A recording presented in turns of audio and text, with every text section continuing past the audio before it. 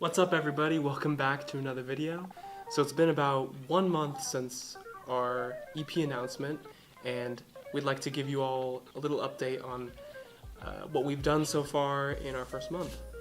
Now if you're new here, myself and Emilio have both decided to create EP albums by the end of 2019, and what's cool about that is that we're documenting the whole process right here on this channel. So if you're interested in that, definitely hit subscribe, and you can also check out this video up here, which was our announcement. So a few of the things that we've really focused on this month have been song selection, lyrical editing, instrumental tracks, and stage names. So when we decided to begin this project, Emilio and I both kind of had a head start because we had already written multiple songs, we just hadn't recorded them yet.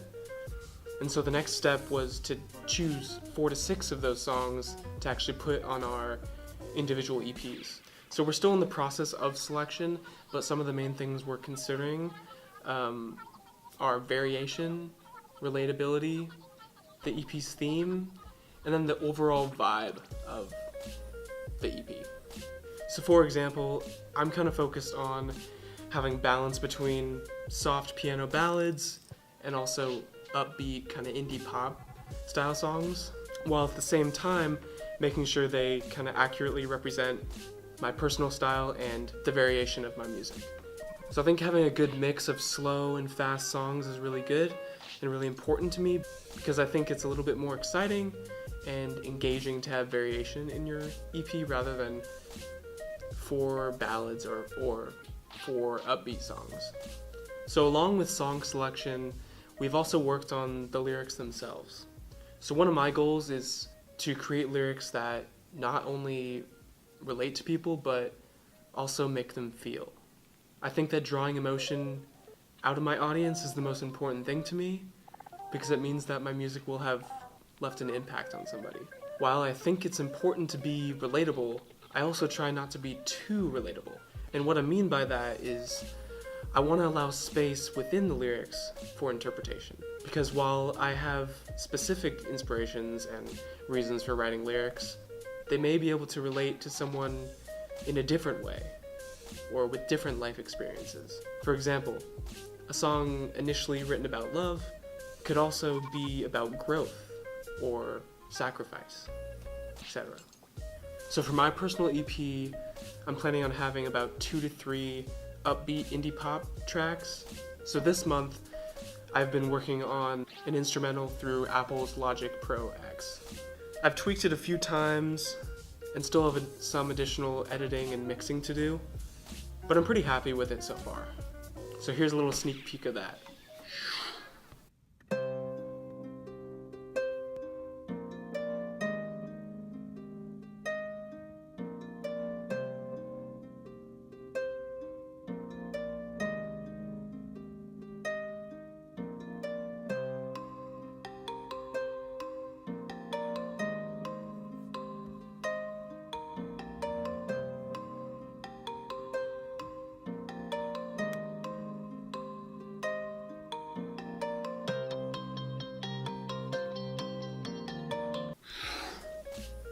Let me know what you think down in the comments. Does it need some work? So I made this instrumental based on an initial chord progression I had for one of my songs entitled Your Love. So at first I was debating having this be kind of a slower ballad, but I decided that a couple other of my songs deserved that vibe more, so I decided to make this more upbeat. So yeah, I created a more upbeat, kind of mysterious, yet uplifting instrumental, and I'll be layering the vocals in very soon. So one of the last things we spent some time on and are still spending time on during the last month has been the idea of stage names. So we both kind of wanted to come up with something memorable and catchy and authentic for our EPs and future projects. So I think that people often think a stage name is kind of an alter ego or a different personality, but to me it's kind of an artistic decision that kind of represents you and your music. So initially as I was brainstorming, I was thinking about kind of my values and just my identity. And so the first one I thought of was Evergreen, without any vowels, so it was just EVRGRN. But I found that it was taken by a couple other artists, and I decided I didn't really like the all caps. Then I was also thinking, well, one of my main values is staying humble. So I was thinking HMBL for humble, but that didn't really stick either. And so then I decided maybe I'll go back to kind of my name, but I'll change it a little bit. So I was gonna do Jack, but with no C, so just a K, so just J-A-K. And I thought that might be it for a while. Like a few days, I was like, I think I might have something. But then I was talking to my girlfriend, and she was like, wait, what about your middle name, McKee? And I was like, that could actually work.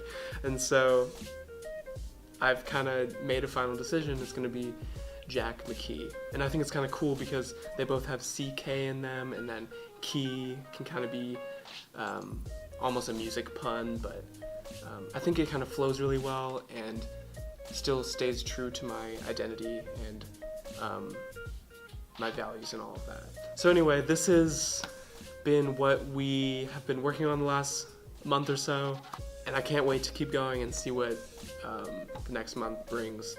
So you can stay tuned by subscribing to this channel and also following our Instagram at The Epoch Collective.